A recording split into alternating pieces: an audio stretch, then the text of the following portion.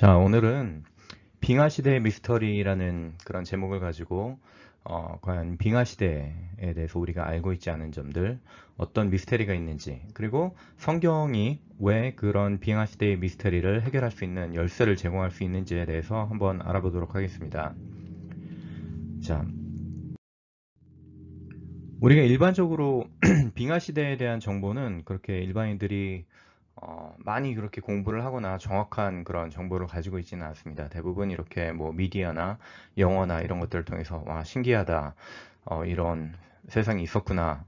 라는 것들, 일반적인 사람들이 가지고 있는 그런 정보의 많은 부분인데, 사실 공부하면 공부할수록 이런 빙하 시대에 대해서는 정말 신비한 점들이 굉장히 많아요. 자, 그 중에 첫 번째, 요나구니 머니먼트라는 것이 있습니다. 예, 굉장히 많이 생소하신 분들도 많이 계실 텐데 한번 찾아보시기 바랍니다. 이게 뭐냐면은 심해 유적이에요. 심해가 아니라 해저 유적. 예, 석조 건축물입니다. 그런데 문제는 바다 밑에 있어요. 예, 이런 식으로 석조 건축물이 어, 존재를 하는데 보시면은 잠수부들이 이렇게 가서 사진을 찍은 그런 것들이 이렇게 많이 나오고 유튜브나 아니면은 그 구글이나 이런 데서 찾을 수 있는데 여러 이런 사진들을 보면은 분명히 이게 사람이 만든 그런 어떤 사람들은 뭐 피라미드 만들다가 만 것이다 아니면은 어떤 분들은 뭐 채석장인 것 같다라고 이렇게 말씀하시는 분들도 있고 분명한 사실은 이게 존재한다는 거예요, 물 속에. 그리고 뭐 사람 얼굴처럼 생긴 이런 조각 같은 것들도 있고 이렇게 굉장히 많은 이런 인간이 만들었다고 하는 특징들을 가지고 있는 그런 석조 건축물이 존재를 하는데 요나구니 유적뿐 아니라 또 세계에는 다른 이런 인도양에도 있고 뭐 대서양이나 이런 태평양이나 이런 곳에 연안에 보통 이렇게 있습니다. 어, 연안이 아니라 뭐라 그러죠? 그 대륙붕, 예, 대륙붕 그러니까 땅하고 그렇게 대륙이랑 그렇게 멀지 않은 곳에 그렇지만 바닷속에 있어요. 예. 그래서 이거를 해석하기가 특별히 동일 과정설 그리고 오래된 연대의 틀로 이것을 해석하기가 굉장히 힘듭니다. 왜냐하면은 지금 우리의 바다 이 해수면은 아주 오래전에 인류가 진화하고 나타났을 때 오래된 연대에 따르면 말이죠. 예, 그 그 오래된 연대에 따르면 그런 것들이 이미 이게 형성되었었다라고 이렇게 믿고 있기 때문이에요. 그래서 이거를 해석을 하자면 한 세 가지 정도의 해석이 가능합니다. 첫 번째는 저절로 파도에 의해서 생겼다. 이건 그러니까 사람이 만든 게 아니라 그냥 물속에서 파도가 이리 치고 저리 치고 해서 돌이 깎이고 깎여서 이렇게 됐다라고 말하는데 그거는 굉장히 설득력이 없어요. 그러나 많은 세속 과학자들이 이렇게 또 결론을 내리고 있는 것도 사실입니다. 설명이 안 되니까. 예. 그러나 아까도 봤듯이 뭐 계단이나 이런 사람 얼굴 모양이나 이런 것들이 저절로 파도에 의해 생겼다라고 하는 거는 굉장히 큰 우연의 일치라고 할 수 있겠죠. 그리고 어떤 사람들은 고대의 외계인이 만들었다. 예. 이거는 이제 미디어에서 이런 얘기들을 많이 하고 특히 미국의 히스토리 채널에서 그 Ancient Alien이라고 그러는 프로그램이 있는데 거기에서도 결국 내리는 결론이 이것입니다. 그러나 이건 역시 레스큐 디바이스는 될 수 있을지언정 실제 과학적인 증거나 그런 합리적인 그런 설명으로 하는 해석이 아니겠죠. 그래서 잘 모르겠다. 또 많은 분들은 이건 모르겠다. 진짜 설명이 안 된다. 우리가 가지고 있는 그런 세계관의 틀로는 설명이 안 된다. 라고 지금 이야기를 하고 있습니다. 그러나 제가 마지막에 이제 말씀드릴 거예요. 이게 얼마나 쉽게 설명이 되는지. 우리가 가지고 있는 세계관의 틀이 잘못되었기 때문에 설명이 안 되는 거지. 우리가 가지고 있는 관점만 조금만 바꿔주면은 이게 굉장히 쉽게 설명이 됩니다. 그리고 또 미스터리 두 번째. 예, wet desert라는 게 있어요. wet desert. 참 이것도 oxymoron 같은데 contradictory 같죠? wet은 젖어 있는 거고 사막은 말라 있는 건데 이게 뭘까? 그래서 우리말로는 이제 수분 사막이라고 하는데 이게 지금은 사막이지만 이전에는 충분한 비가 내렸던 곳을 wet desert라고 이야기를 합니다. 그런데 가만 살펴보면 전 세계에 이제 여러 사막 지대가 있잖아요. 적도 부근을 중심으로 있고 이렇게 위로는 뭐 고비 사막이나 뭐 이런 것도 있고 예. 그런데 이런 사막의 분포가 이렇게 되어 있는데 사실 알고 보면 wet desert가 아닌 곳이 없어요. 예, 이 모든 지금은 사막이지만 예, 가까운 과거에는 그곳에 물이 굉장히 충분히 많았다라고 하는 증거들이 많이 있습니다. 예, 화석상의 증거도 많이 있고요.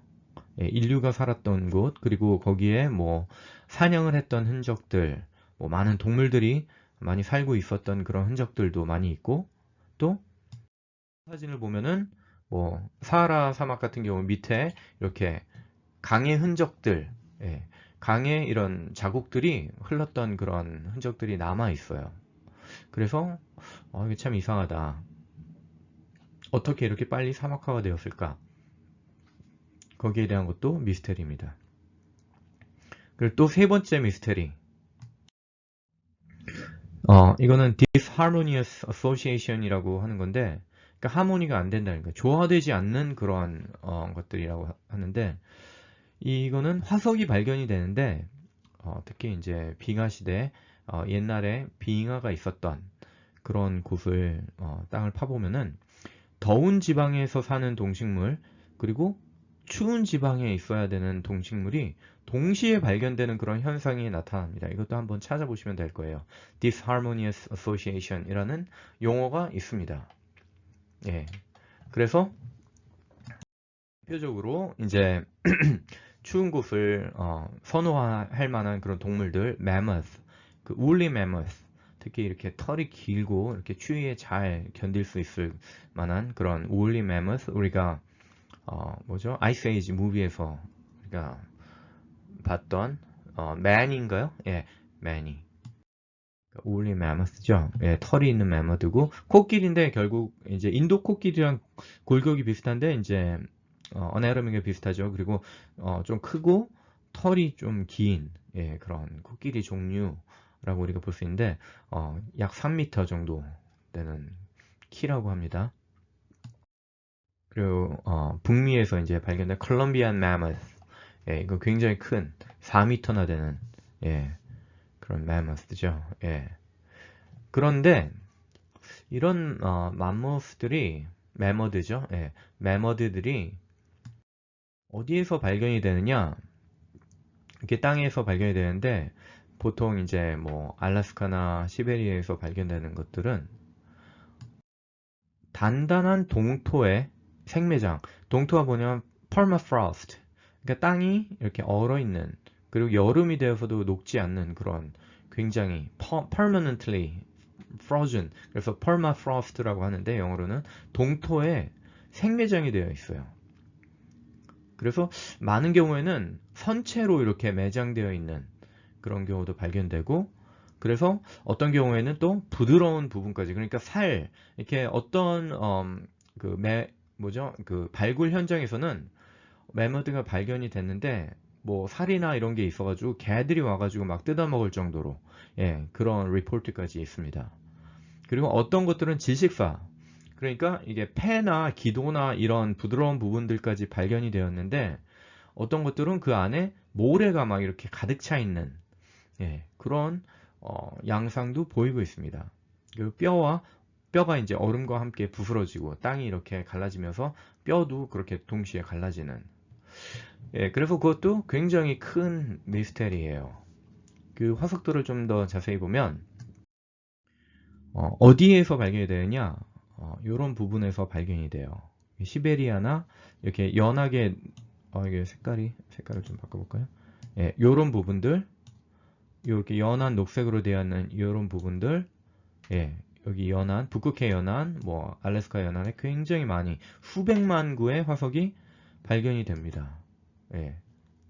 그런데 우리가 지금 오늘날 이런 부분에 살고 있는 동물들, 과연 그런 이러한 자연 환경에서 북극해 연안, 뭐 알래스카, 북부 가본 적이 있는지 모르시겠어요. 이런 굉장히 추운 곳이라고 해요.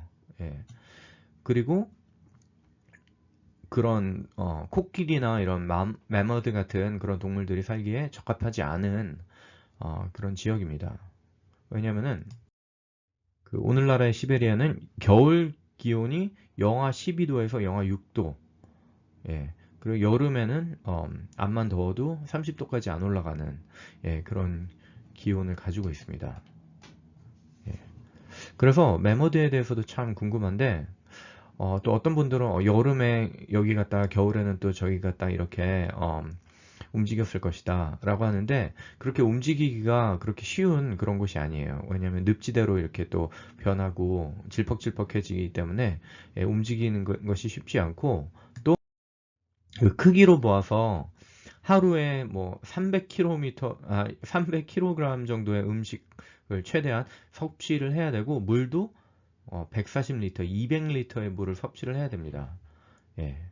그렇기 때문에 지금의 시베리아 상태로는 그만큼의 물도 없을 뿐 아니라 식생 또한 그, 뭐죠? 매머드가 먹을 수 있는 그런 음식이 많이 없어요. 그런 식물들이 많이 존재하지 않습니다. 뭐 침엽수나 이런 것들을 안 먹고, 매머드가 뭐 뱃속에 보면 뭐 버터컵이나 뭐 이런 부드러운 그런 식물들이 많이 발견이 되는데, 식물들도 발견이 돼요. 연부 조직과 함께. 그래서 이것도 참 미스테리라고 할 수 있습니다. 얘네들이 어떻게 살았을까? 지금과 같은 기온이었을까? 과연? 예, 그리고 얘네들이 연부조직까지, 그리고 살까지, 이렇게 뜯어먹을 수 있는 살까지 남아있을 정도면 그렇게 오래전이 아닌 그런 가까운 과거에 이렇게 빨리 매몰되었을 법한 그런 것들인데, 이게 도대체 어떻게 된 일인가? 미스테리입니다. 동물들도 있어요. 예.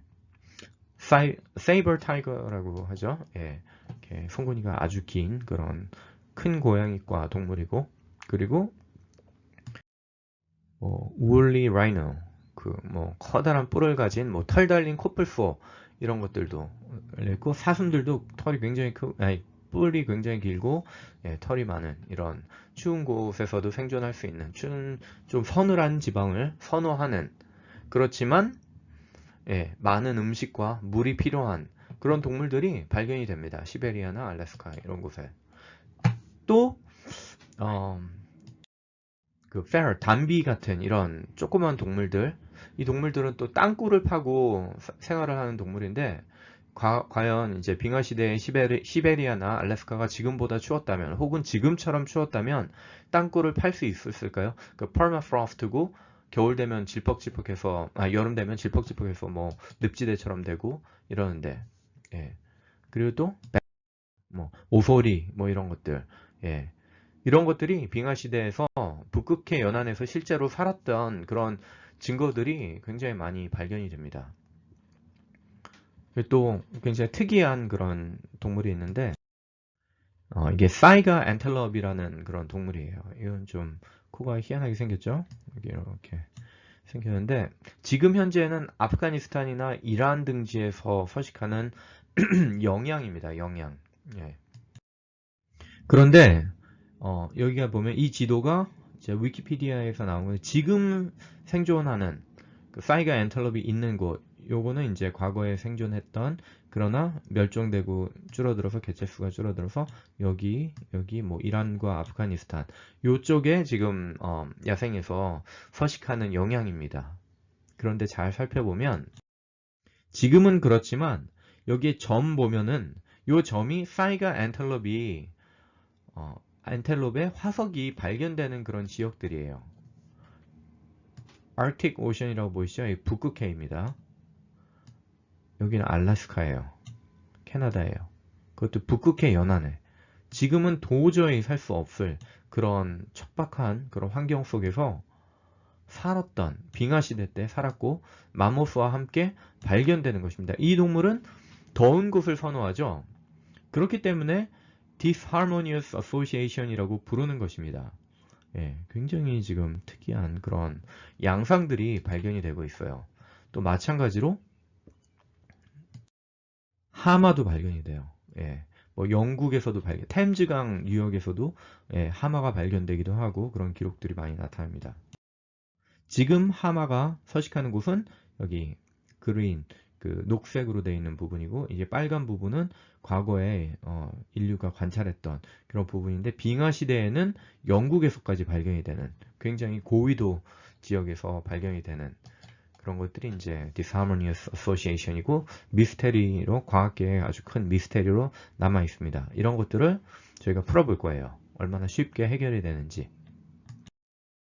그리고 가장 큰 또 미스테리 중에 하나는 빙하 시대가 어떻게 발생할 수 있었는가. 예. 이것도 사실은 막 과학자들이 다 설명을 할 수 있는 것처럼 대중들은 알고 있지만 그렇지 않다는 것을 제가 보여드리겠습니다. 자, 빙하를 보신 분이 있을지 모르겠는데 빙하가 굉장히 두꺼운 이런 얼음, 예, 얼음 빙자에 강하죠. 이렇게 얼음이 흐르고 있는 예, 그런 것들이 이제 빙하인데 뭐 로키 산맥이나 로키도 그렇고 캐네디언 로키 특히 이렇게 가시면은 자스퍼 그리고 한국 분들이 많이 가시는 밴프 이런데 가시면은 이런 빙하를 볼 수 있고 알래스카 이런데 지금 현재 빙하를 볼 수가 있죠. 예. 그래서 이런 얼음들이 이렇게 흐르는 것을 이제 빙하라고 하는데 이제 그린랜드나 뭐 이런 남극에서 3에서 4,000m, 이렇게 4km 정도 의 빙하가 남아있죠. 굉장히 두꺼워요. 그렇죠? 이것이 다 녹으면은 해수면을 65m나 이렇게 상승시킬 수 있다고 이야기를 합니다. 지금 뭐 온난화다 뭐 이렇게 해서 이게 다 녹으면 어떻게 될까 이렇게 걱정 많이 하시죠. 예, 예, 거기에서도 나중에 또 얘기할 계획이 있으면 좋겠는데 아무튼 그렇습니다. 지금은 그래서 지금 현재 지표면에 10%가 이제 빙하로 되어 있어요. 보통 이제 그린란드나 뭐 히말라야도 좀 있고요. 그리고 안데스 산맥 쪽에 그리고 럭키 산맥 이쪽에 있고 그리고 뭐 남극에도 있고 예 그런 빙하가 있는데 민물로서는 가장 큰 부피를 가지고 있습니다. 그래서 빙하가 이렇게 흐르는데 이게 물이 아니고 얼음이기 때문에 이렇게 지표를 퇴정이 아니라 뭐죠? 침식시키는 그런 양상이 좀 다릅니다. 물과는 좀 달라요. 그래서 이런 특별한 그런 뭐 hanging valley나 뭐 fork나 U-shaped valley 우리가 초등학교 때 배운 그런 U자형 계곡 뭐 이런 것들 그 horn 뭐 이런 것들이 발견이 됩니다. 예, 호른이라고 하죠. 이런 뿔처럼 뾰족한 그런 산봉우리나 예, fork 이렇게 둥글게 파인 이런 곳이나 U자형 계곡이나 뭐 이런 것들이 빙하가 지나가면은 독특한 이런 지형을 예, 남기게 됩니다. 그리고 이런 침식뿐 아니라 특이한 퇴적층, 모레인이라고 부르는 그런 언덕 같은 것들을 남겨요. 그래서 이 끝에는 이제 end moraine 혹은 terminal moraini라고 얘기를 하고 중간에 있는 건 median이 중간이라는 뜻이죠. 그리고 lateral moraini라고 이제 가에 있는 것들은 그렇게 얘기를 하는데 이렇게 특이한 그런 지형을 남깁니다. 그리고 또 빙하가 물보다는 훨씬 더 강력한 그런 힘을 가지고 있어서 큰 돌들을 멀리까지 이렇게 운반을 할 수가 있어요. erratic stone 이렇게 큰 돌들이 이렇게 얼음과 같이 쭉 밀려와서 아주 원래 있던 곳보다 굉장히 먼 곳에 이렇게 위치하게 되고 그리고 이런 돌들이나 이런 자갈들이 또 얼음과 같이 쓸려가면서 바닥에 있는 그런 암석에 bedrock이라고 그러죠. 바닥에 남아있던 그런 돌에 어, 이렇게 스크래치를 남깁니다. 이게 striated bedrock이라고 이제 얘기를 하는데, 예, 빙하의 움직임 외에는 이런 스크래치를 돌에 bedrock에 남길 수 있는 그런 건 없어요. 그래서 전 세계적으로 이런 것들이 많이 발견이 됩니다.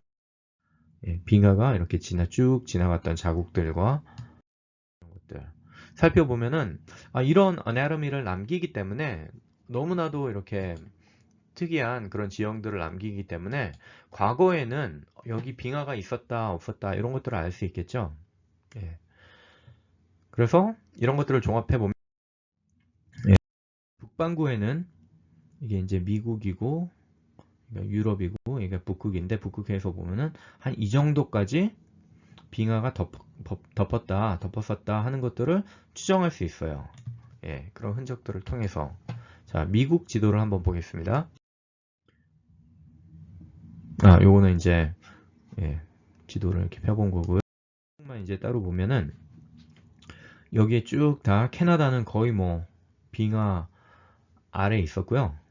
그리고 알래스카 그리고 여기 한 군데 여기 화살표로 있는 데를 보면은 위스콘신에 있는 어떤 지역은 굉장히 작은 부분인데 빙하가 한 번도 덮인 적이 없어요. 나머지 부분들은 다 덮였었는데 주위 부분들은 그리고 또 특이할 사항은 이 북극해 연안 요쪽이죠. 요쪽 북극해 연안과 고지대가 아닌 저지대 알래스카의 저지대 지금은 굉장히 추운 그 저지대에는 오히려 빙하가 지나간 흔적이 전혀 없습니다. 그거는 알래스카도 마찬가지예요. 알래스카의 저지대도 마찬가지예요. 이것도 사실 굉장히 특이한 양상이고 지금의 그런 계절 패턴으로 굉장히 설명하기 왜냐면 거기가 굉장히 더 추운 곳인데 왜 눈과 얼음이 쌓이지 않았을까 하는 그리고 빙하가 형성되지 않았을까 하는 그런 궁금증이 남습니다. 예, 이것도 굉장히 나중에 설명이 쉽게 가능합니다.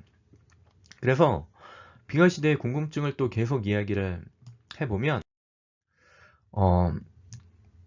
그 당시 빙하의 평균 두께 그러니까 그 맥시멈 빙하 시대가 가장 절정을 이루었을 때 북반구에서 빙하 시대 그 빙하의 평균 두께가 700m, 남반구에는 평균 1200m. 이는 그 넓이와 빙하의 넓이와 이렇게 두께를 계산했을 때 해수면을 120m나 낮출 수 있는 굉장하죠. 예.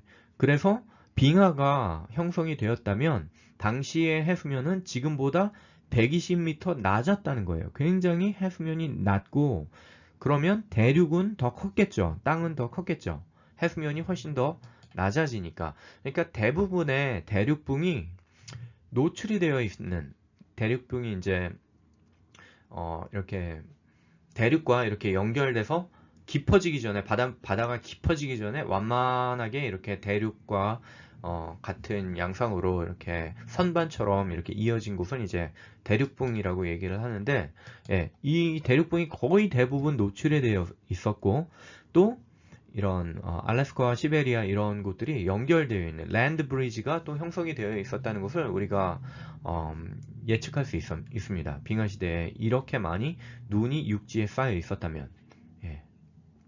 그래서 빙하가 어떻게 생길 수 있었을까? 이게 이제 또 미스테리인데 1800년대 중엽까지는 단 한 번의 빙하기가 있었다라고 이제 많은 사람들이 생각을 했어요. 이런 흔적들을 살펴보고 그런데 1900년대 초에는 그렇지 않다. 여러 번 있었다. 네 번의 빙하기와 간빙기가 왔다 갔다 했다라고 했는데 이제 1970년대에는 아니다. 과거 250만 년간 10만 년 단위로 30번의 빙하기와 간빙기가 왔다 갔다 했고 마지막에 가장 큰 빙하기가 10,000년 전에 있었다. 이게 이제 거의 이제 정립된 그런 이론이라고 이제 할 수가 있는데 사실 그렇지도 않아요. 사실 의견이 분분합니다. 이거를 다 뭐 소개를 하자면 시간이 너무 많이 걸리기 때문에 이제 그 이론의 바탕이 되는 그런 천문학적 이론에 대해서 왜 빙하가 생기게 되었는지에 대한 동일 과정적 설명에 따르면 이렇습니다. 공전 궤도가 자전축이 이제 변화를 조금씩 하는데 그게 뭐 10만 년에 한 번씩 조금씩 이렇게 바뀐다. 그렇기 때문에 이게 자전축이 이렇게 팁돼 있을 때는 어, 남 북반구는 계속 겨울이기 때문에 아니 남반구는 계속 겨울이기 때문에 어, 여기에 빙하가 생기고 또 이쪽으로 팁되면은 북반구는 계속 겨울이기 때문에 이쪽에 빙하가 생긴다. 뭐 이런 식으로 설명이 되는데 이런 이론에는 문제점이 굉장히 많습니다. 예. 왜냐 그 천문학적 이론은 태양빛의 차이가 너무 이제 미약하기 때문에 그것을 설명하기가 굉장히 힘들어요. 그런 어, 겨울이 그렇게 지속되고 여름에 겨울에 온 눈과 이런 얼음이 녹지 않고 이렇게 오래 있을 수 있었는가에 대한 그런 설명이 부족합니다. 이런 자세한 메커니즘에 대해서는 일단 넘어가고 나중에 과학자들의 그런 결론들을 제가 코어트 해드리겠습니다. 그래서 고위도의 기온은 특별히 그런 태양빛보다는 해류에 의해서 가장 큰 영향을 받습니다. 예. 그리고 또 아까 그런 스트레이티드 베드락 같은 경우를 보면은 남반구와 북반구에서 그 날카로운 정도가 굉장히 비슷합니다. 그 얘기는 거의 동시에 그런 빙하가 형성되었다가 없어졌다. 이게 한쪽에는만 생겼고 북반구에만 생겼고 남반구는 그렇지 않다가 또 남반구에 빙하 시대가 생겼을 때는 북반구에 생기지 않았다. 이런 설명을 하기에는 굉장히 부족한 그런 이론입니다. 다 설명하지 못해요. 몇 가지 피상적인 부분을 설명할 수 있을지 모르겠지만 예, 이것을 전반적으로 설명하기에는 굉장히 부족함이 많습니다. 따뜻한 대양, 왜냐하면 대양에서는 이제 해류가 이동하기 때문에 이 적도 부분에서 데펴진 그런 해류가 북반구까지 영향을 미칠 수가 있거든요. 그래서 따뜻한 대양을 설명할 수가 없습니다. 예. 그래서 전반적으로 그래서 천문학적 이론은 뭐냐면은 이제 적도 부분은 이제 자전축이 조금만 휘더라도 계속 끊임없이 비슷한 정도의 그런 따뜻함을 유지할 수가 있기 때문에 그런 갑자기 추워졌다 갑자기 더워지는 그런 현상을 설명할 수가 없어요. 그래서 전문가의 의견들을 좀 소개를 해보겠습니다. 그래서 빙하 시대의 최고 전문가 중에 하나가 컬럼비아 대학의 스튜어트 그리핀이라는 분인데 이분이 이렇게 얘기했어요. Understanding the ice age cycles that have occurred on the earth during the past million years is without question one of the greatest scientific puzzles of all time. 예. 30번이나 반복됐다. 뭐 이런 것들은 뭐 무시하더라도 이게 어떻게 생겼느냐 메커니즘적으로는 이게 설명할 수 없다는 것입니다. Greatest 가장 one of the great scientific puzzles of all time 예, 역대급이라는 거예요. 예, 역대 가장 풀기 힘든 그런 퍼즐이다. 이게 참 왜 일어났는지 설명하기가 굉장히 힘들다라고 이야기를 하는 것입니다. 한 번도 설명하기 힘든데 어떻게 30번이나 왔다 갔다 했던 거를 설명할 수 있겠어요. 그렇죠? 그리고 J.K. 찰스 월스라는 분이 아이고, 이렇게 또 얘기했습니다.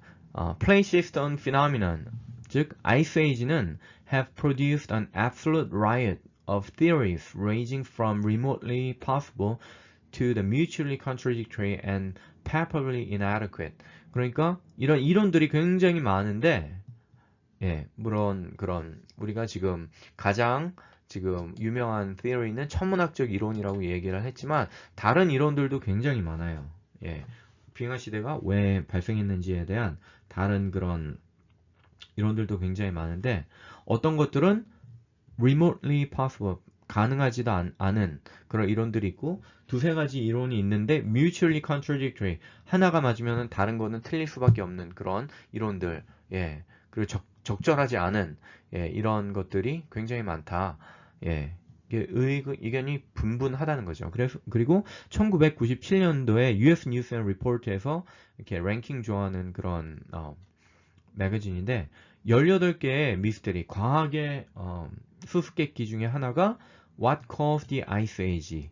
라는 그런 부분이에요. 물론 그 18개의 그런 미스터리 중에는 왜 뭐 사람이 남자와 여자가 있느냐 뭐 이런 예, 것들도 있었는데 아무튼 결론은 여러 과학자들이 전문가들의 의견에 따르면 왜 빙하기가 생겼는지 연구해 보니까 모르겠다는 거예요.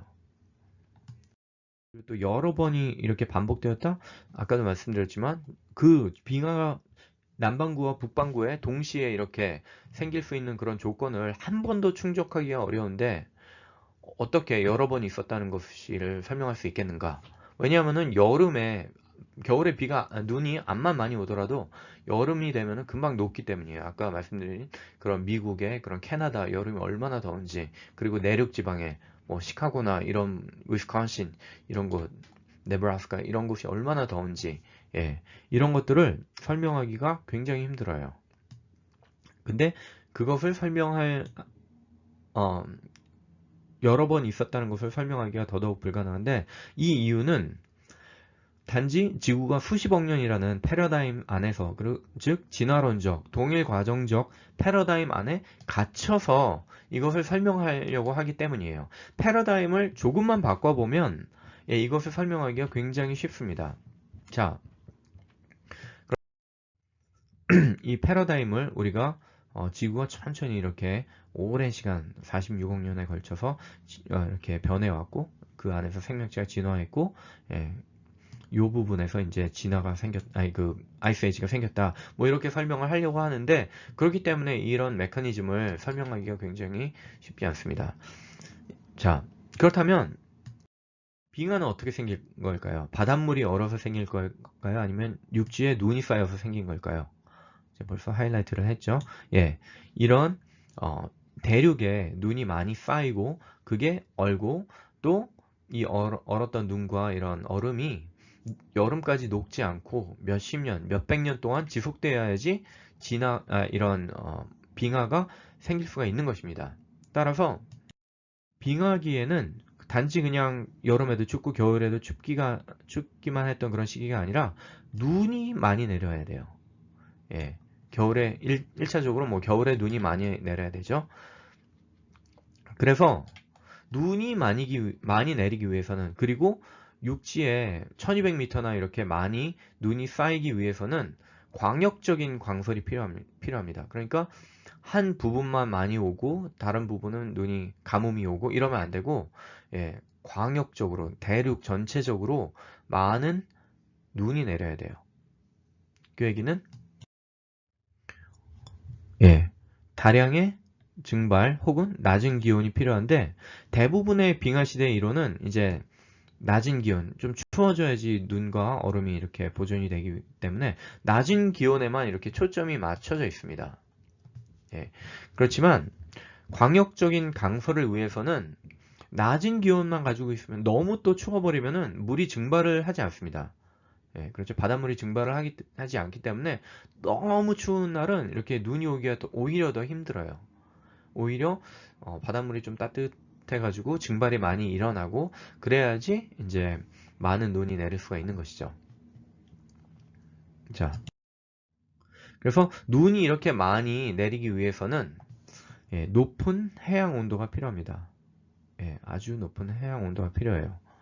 근데 지금 뭐 북극해는 뭐 거의 0도에 가깝죠. 예.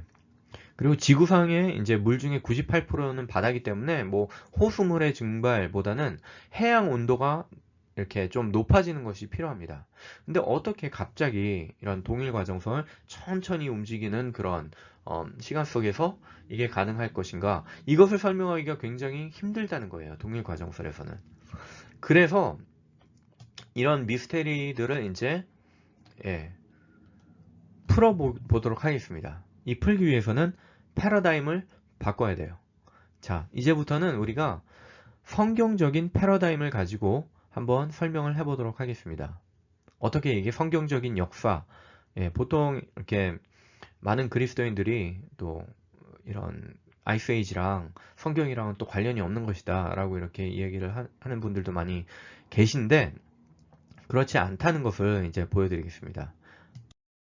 자, 우리가 이제 알고 있는 성경의 역사, 예, 창조, 타락, 홍수, 혼돈, 그리스도 십자가 이렇게 성취까지 이어지는 성경의 역사 중에서 굉장히 큰 격변을 전 지구적인 격변을 들려면 이제 노아의 홍수를 예로 들 수 있을 거예요. 그래서 제가 이제 오늘 말씀드린 거는 노아의 홍수에 대해서는 뭐 이재만 선교사님이나 뭐 김명현 박사님이나 여러분들이 굉장히 좋은 강의를 만들어 놓으셨기 때문에 예, 거기에 대해서는 깊게 이야기는 하지 않겠습니다. 그래서 홍수가 이제 전 지구적인 홍수가 만약에 있었다면 예, 과연 그 이후에 어떤 일들이 발생했을지 이런 성경적인 모델을 통해서 우리가 한번 설명을 해보도록 하겠습니다. 그래서 성경 말씀에 따르면 그날에 모든 큰 기품의 샘들이 터지며 예, 이런 홍수가 노예 홍수가 발생을 했다고 창세기 7장 11절에서 12절에서 이렇게 말씀하고 계신데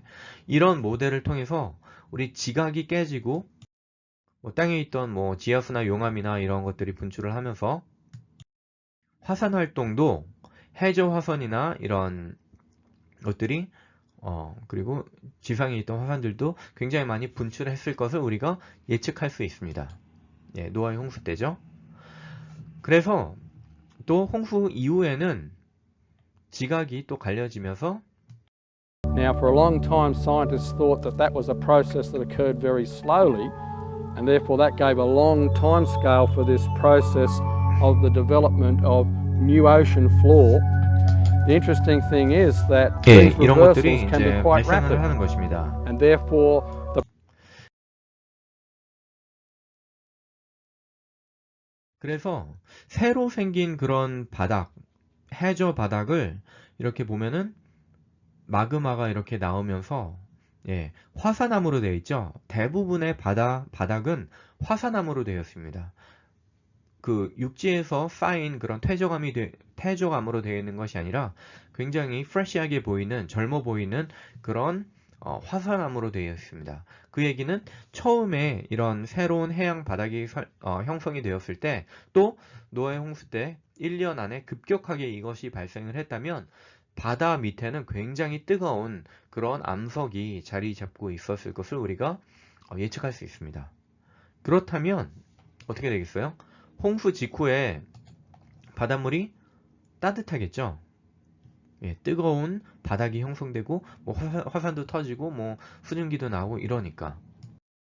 그래서 이러한 현상들로 격변적인 현상들로 인해서 홍수 직후에 증발 현상이 굉장히 많았을 것을 우리가 예측할 수 있습니다. 물이 따뜻해지기 때문에 다량의 증발로 인해서 저위도 지방에는 물론 적도 근처니까 비가 많이 내렸겠죠. 그리고 고위도 지방에는 굉장히 많은 눈이 내리게 될 것을 우리가 예측할 수가 있습니다. 예. 그러니까 저위도 지방에서 비가 많이 내리니까 지금은 사막이었던 그런 적도 지방 그리고 중동 지방 어떻겠어요? 예.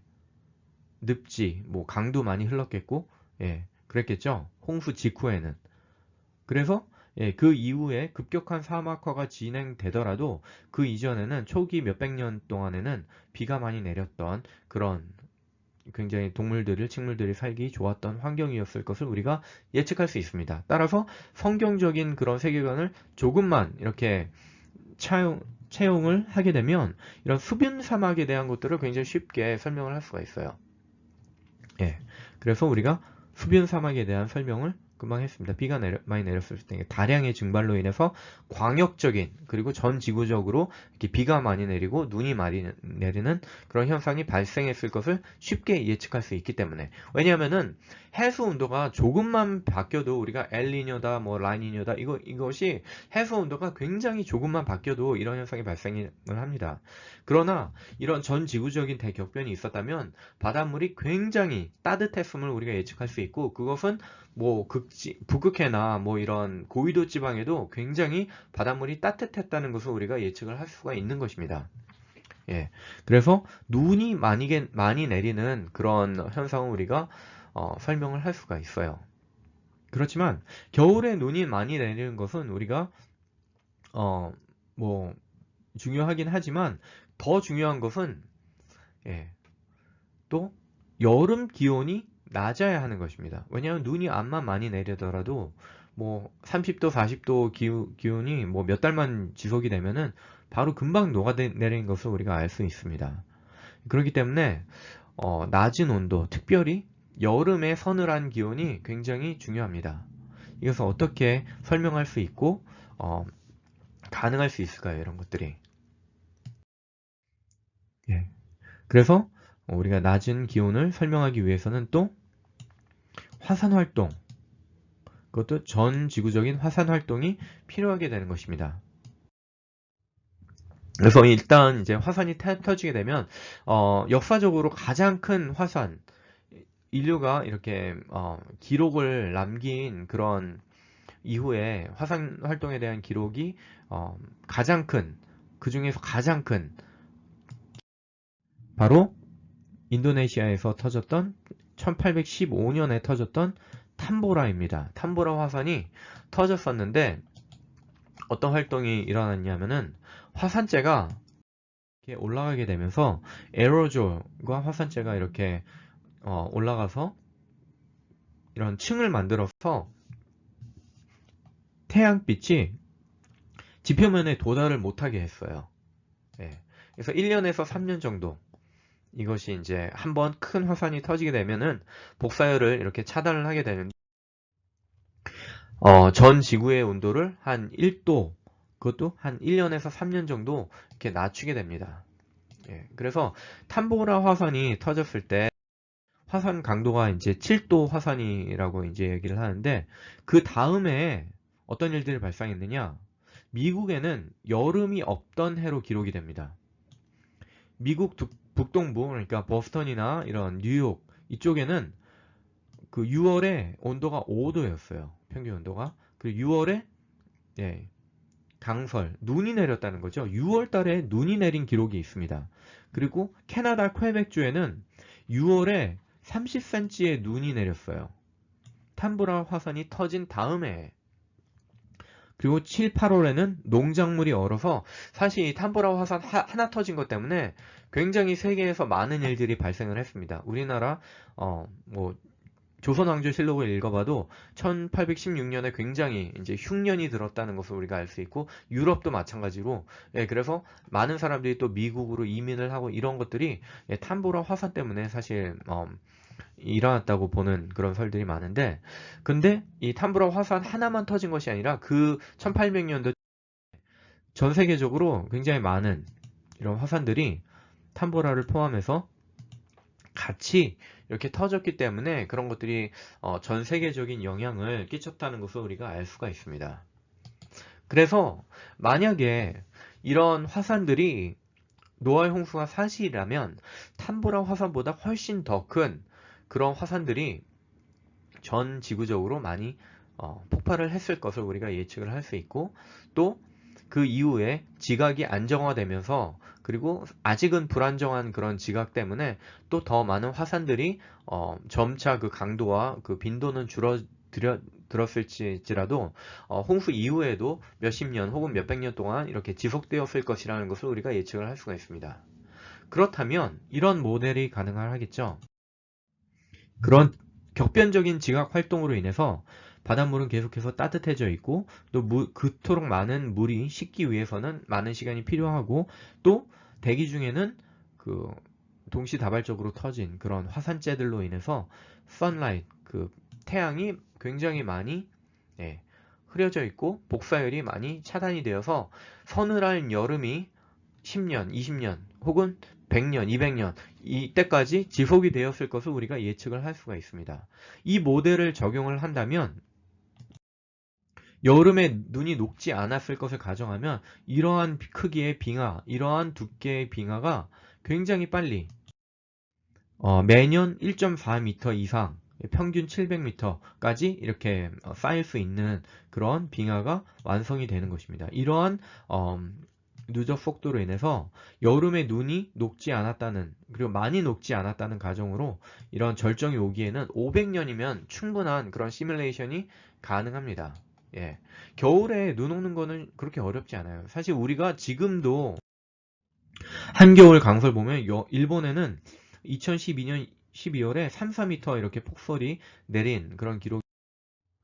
그리고 마운트 베이커 굉장히 스키 타기 좋은 그런 산인데 예, 29m 내린 겨울이 있었습니다. 1998년도에 98년, 99년 겨울에 미국에서 29m 신기록이에요. 또 워싱턴주에 있는 명산 중에 하나인 레이니어산, 마운트 레이니어에는 28.5m 한겨울에 71년도, 72년도에 이렇게 한겨울에 이렇게 많은 눈이 내릴 수 있습니다. 물론 이거는 국지적인 그런 강설이지만 이런 눈이 굉장히 많이 쌓일 수 있다는 것입니다. 그래서 이런 빙하 시대가 오기 위해서는 많은 눈이 전국적으로 이렇게 전 지구적으로 내려야 하고, 그리고 여름 온도도 서늘한 온도가 유지되어야 하는데, 이것이 바로 노아의 홍수의 조건과 노아의 홍수가 제공할 수 있는 그런 바로 조건이라는 것이죠.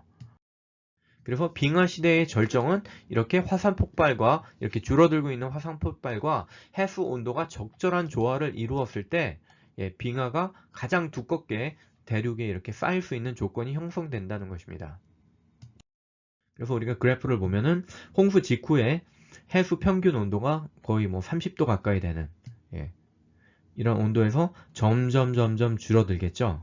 그리고 해수 온도가 줄어들고 또 화산의 빈도도 점점 줄어들면서 빙하의 절정이 이런 홍수 직후에 200년으로부터 500년 사이에 약 300년 정도 되는 시기가 바로 이제 홍수로 인한 빙하가 이제 가능한 그런 때라고 얘기를 할 수가 있겠습니다. 그래서 이렇게 홍수가 절정이 되고 이 시점에 아까 말씀드린 빙하의 양이 해수면을 120m 낮출 수 있다. 지금의 해수면이 이거라면 이 많은 물들이 육지에 쌓여 있었을 테니까 이것이 120m 낮아질 수 있고, 따라서 빙하가 점점 커지고 있는 모습을 보이고 있고요. 그래서 이 부분이 바로 이제 대륙붕인데, 지금의 대륙은 여기지만 빙하 시대 때는 이렇게 많이 대륙이 노출되어 있을 것이다. 바로 이 그림이 성립이 되는 것입니다. 빙하가 여기에 쌓여 있고 이곳에 쌓여 있고 해수에 있는 이제 증발이 굉장히 많이 일어나기 때문에 해수면이 120m 낮춰지는 것이죠. 그렇다면 이곳이 바로 요나군이, 우리가 처음에 말했던 미스테리 중에 하나인 요나군이인 것입니다. 신기하죠? 그래서 요나군이에 일단은 노출이 될 수 있는 거예요. 하지만 이런 동일과정설로는 사실은 아직까지도 노출이 되었다 하더라도 설명하기 힘들어요. 그런 모뉴멘트를, 그리고 석조 건축물을 지을 수 있는 그 지적인 능력을 가지고 있는 인류가 그쪽으로 지나간다는 것이, 그리고 실제로 건축한다는 것을 설명하기가 굉장히 힘들어요. 하지만 성경적인 모델에 따르면 이것을 설명하기가 굉장히 쉽습니다. 그 빙하 시대 홍수 이후 200년에서 500년 사이가 어느 때냐면은 바로 바벨탑 이후에 인류가 퍼지기 시작한 바로 그때와 일치합니다. 인류는 사실 천천히 진화한 것이 아니라 하나님의 형상으로 창조되었다고 성경은 이야기를 합니다. 그리고 홍수 이후에도, 홍수 때에도 노아와 그 아들들은 굉장히 그 전 지구적인 대격변을 견딜 수 있는 방주를 만들었던 사람들이에요. 그리고 건축 기술도 굉장히 뛰어났다는 것을 우리가 알 수 있습니다. 성경을 통해서. 바벨탑이라는 것을 지었고요. 짓다가 말았죠. 짓다가 하나님의 개입으로 인해서 실패했고 또 이렇게 인류가 나누어지게 되었는데, 성경은 벨렉 때에 세상이 나뉘었으며 라고 말씀을 하시면서 이렇게 인류가 벨렉 때에 흩어지기 시작했다는 것을 우리에게 암시를 합니다. 자, 이 바벨탑을 주도했던 사람이 노아의 증손자인 nimrod이라는 사람이에요. 노아의 아들 함의 자손이죠. 그래서 바벨탑 주도를 했고, 또 셈의 자손인 벨렉 때에 언어의 혼잡 및 나라가 나뉘는 것이 발생을 했다라고 이야기를 하는 것입니다. 성경은. 그래서 성경은 우리에게 스페시픽하게 말씀해 주시는데, 방언과 종족과 나라대로 바닷가의 땅에 머물렀더라 라고 이야기를 하고 있어요. 물론 빙하가 어떻게 생겼는지에 대한 과학적인 그런 구체적인 그런 메커니즘을 우리에게 주고 있지 않지만 우리가 충분히 성경을 토대로 우리가 모델을 만들고 설명을 할 수 있을 그런 근거가 됩니다. 그리고 실제 역사이기 때문에 실제 역사로서 우리에게 기술되었기 때문에 우리가 그 성경책을 실제 역사로서 받아들인다면 이러한 현실적인 모델을 우리가 만들 수 있는 것이죠. 그래서 바닷가의 땅에 머물렀더라. 생각해보면 육지 중간에는 빙하가 지금 형성이 되고 있고 바닷가는 바닷물이 따뜻하기 때문에 온화한 기후를 가지고 있었고 또 이렇게 그런 인류가 이동하기에 좋은 조건이기 때문에 바닷가의 땅에 머물렀고 바닷가의 땅을 통해서 움직이면서 대륙붕 지금의 대륙붕 그쪽을 통해서 이렇게 이동을 했다는 것을 우리가 성경을 통해서 또 알 수가 있는 것입니다. 그리고 그런 위대한 그런 건축 기술을 가진 사람들이 요나군이 유적을 포함한 그런 유적들을 움직이면서 만들 수 있었다는 것이죠. 예, 그래서 요나군이 유적에 대한 것들도 사실은 어떻게 보면 굉장히 쉽게 해결을 할 수가 있습니다. 그래서 바로 이때 벨레게 때에 나뉘기 시작하고 이런 사람들이 움직이면서 이런 건축물들이나 그런 흔적들을 남길 수가 있었다는 것입니다. 하나님의 6일 창조와 우리가 노아의 홍수, 그 이후에 노아의 가족, 그 이후에 바벨탑, 그리고 여기 빙하 시대 있으면서 온 민족이 이렇게 나누어지면서 사람들이 이런 과거에 어떤 일이 있었는지를 잊어버린 거예요.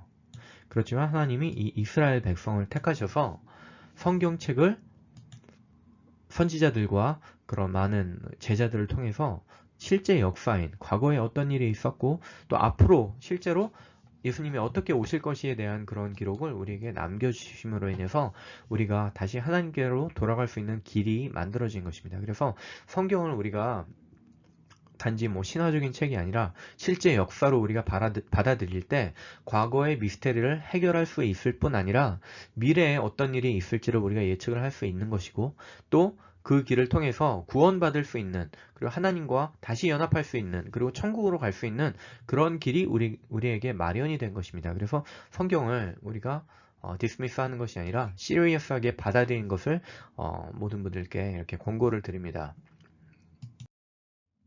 그래서 이제 해수의 평균 온도가 점점 줄어들고 지금은 이제 4도에서 5도 이렇게 유지가 되는데 홍수 이후에 약 500년 정도 되면은 이제 빙하의 절정을 이루고 이제 지금은 거의 이제 4도 5도로 유지가 된다. 그리고 약 700년 홍수 이후 한 700년 이후가 되면은 또 빙하가 격변적으로 녹게 된다는 것을 우리가 이런 모델을 통해서 설명을 할 수가 있습니다. 왜냐하면 이렇게 격변적으로 또 많이 쌓였던 눈들이 녹게 되면은 또 기후가 격변적으로 바뀌게 돼요.